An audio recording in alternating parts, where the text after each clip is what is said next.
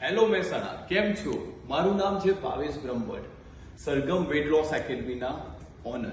મારા ત્યાં કલ્પેશભાઈ પટેલ જૂન મહિનામાં આવ્યા હતા.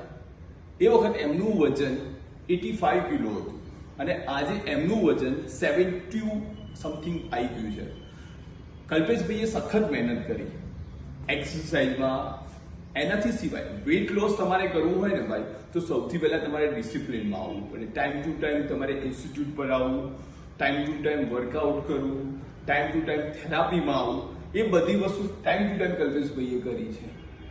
એના કારણે એમના બોડીમાં સખત ચેન્જ આવ્યા છે. કલ્પેશભાઈ બીપીની દવા લેતા હતા, હાલ એમની બીપીની દવા ટોટલી સ્ટોપ થઈ ગઈ છે.